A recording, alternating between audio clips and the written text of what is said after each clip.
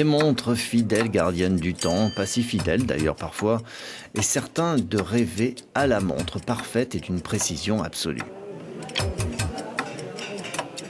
Gli orologi svizzeri, si sa, sono famosi per la Les loro montres suisses sont renommées pour leur précision, mais des scientifiques ici, dans le centre de Neuchâtel, sont en train de développer une montre si précise qu'elle ne perd qu'une seconde chaque 3000 ans. che perde solo un secondo ogni 3000 anni. On appelle cela une horloge atomique. Les chercheurs suisses l'ont développée au CSEM, le Centre suisse d'électronique et microtechnique. Elle mesure le temps avec précision grâce aux radiations émises par les atomes. On mesure en fait la fréquence émise par des atomes d'hydrogène qui donnent la référence du temps. Cette ancienne version d'horloge atomique qui date des années 90, pourtant pas si vieille, avait la taille d'une machine à laver. Dans cet ancien observatoire astronomique, les chercheurs du CSEM travaillent sur la miniaturisation des horloges. Objectif, gagner de la place bien sûr, mais aussi de l'argent en faisant baisser les coûts de production et de l'énergie pour les faire fonctionner.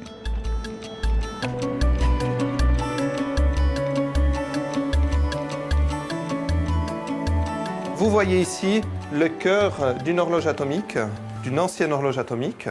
Et puis, sur cette table, vous voyez les évolutions dans la miniaturisation de ces horloges. Le cœur a été toujours plus petit pour finir aujourd'hui dans des dimensions qui sont à peu près du millimètre. Ici, on voit le circuit intégré qui pilote toute l'horloge atomique miniature. Ce circuit fait 2 mm de côté. La miniaturisation, elle est utile pour pouvoir mettre des horloges atomiques dans toujours plus d'instruments et de dispositifs portables.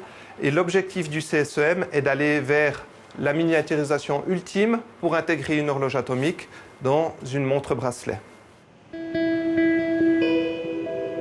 On construit ces horloges atomiques dans cette salle blanche. Et il faut d'abord produire une cellule qui sera le cœur de 3000 horloges.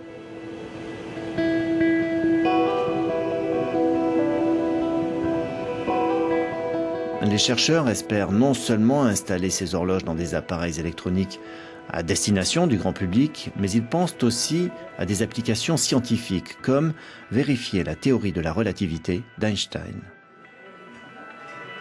On voit ici le prototype d'une horloge atomique, on voit ici la partie électronique donc qui contrôle l'horloge, et on voit ici la partie physique avec sur le top une cellule atomique qui contient les atomes et qui fait 4 mm de côté. Si on met une horloge atomique dans un smartphone qui a un receveur GPS par exemple, on a une base de fréquence dans le receveur GPS, ce qui permet d'avoir une synchronisation plus rapide avec les satellites de géolocalisation et donc avoir une géolocalisation qui est aussi plus efficace. Mais pour une montre normale comme cette montre bracelet, que va-t-il se passer quand elle comportera une horloge atomique?